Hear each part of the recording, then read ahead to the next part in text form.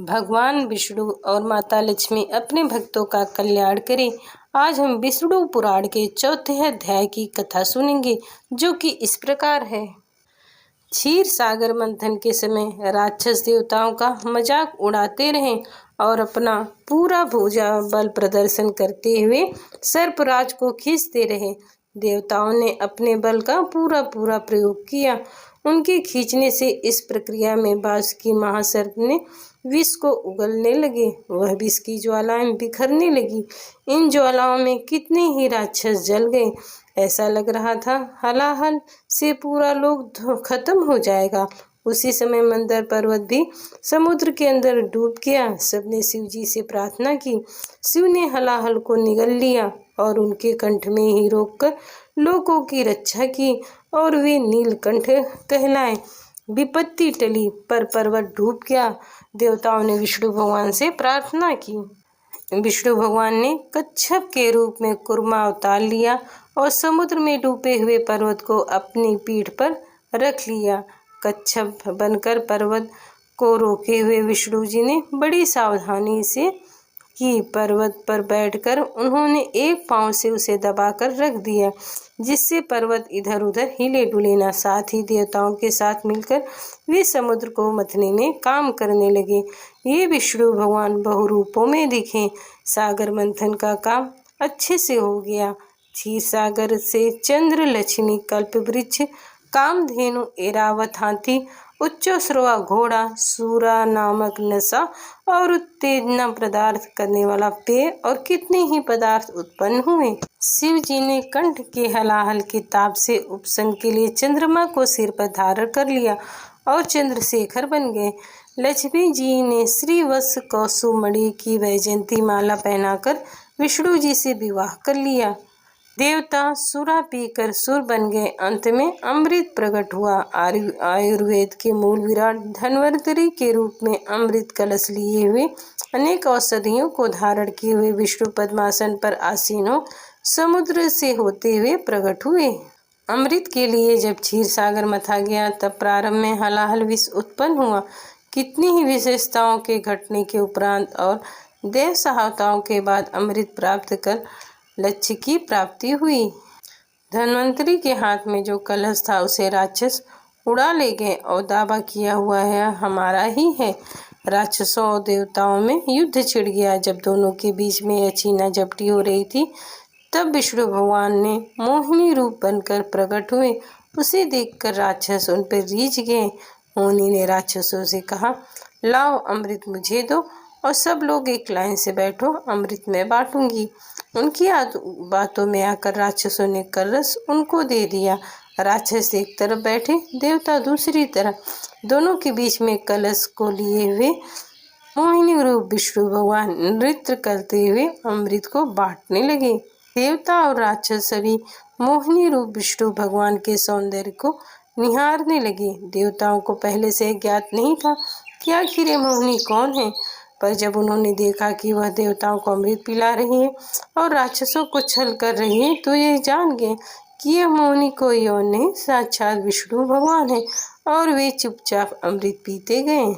लेकिन राहु नामक एक राक्षस होशियार, जो ये समझ गया कि राक्षसों के साथ छल हो रहा है, वह छल राक्षसी सिंह का ही पुत्र है, बड़ा ही मायावी है।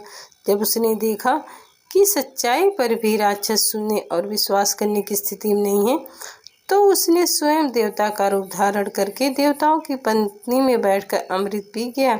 सूर्य चंद्र से उसकी यह धूर्तता देखी और उन्होंने मंदर पर्वतांग पर आसन बहुरूपी विष्णु भगवान को यह सूचित कर दिया। विष्णु भगवान ने अपने चक्र से तुरंत ही उस राक्षस का गर्दन काट दिया।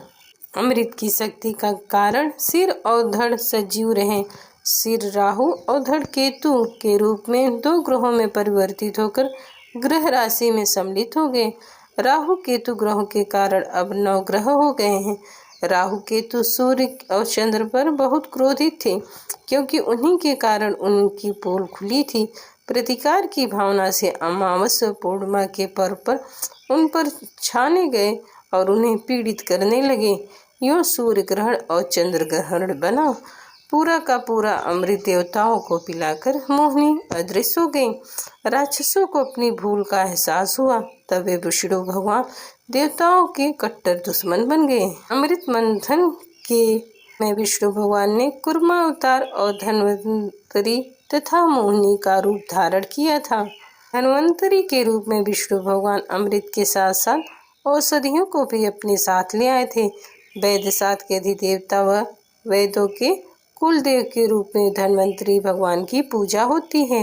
नारद जी जगत को मोहित करने वाली जग मोहिनी रूप का वर्णन माता पार्वती जी से कैलाश पर सुनाकर कहा, हे माँ, अधम और नीच राक्षसों को छलने मात्र से क्या जगन मोहिनी कहलाने योग कोई होता है? हाँ माते, किसी को भी आनंद सागर में डुबा देने वाली और अपने सौंदर्य से हाव भाव को विश्व भर में अपने वश में करने वाली जगत मोहिनी विष्णु भगवान ही हैं।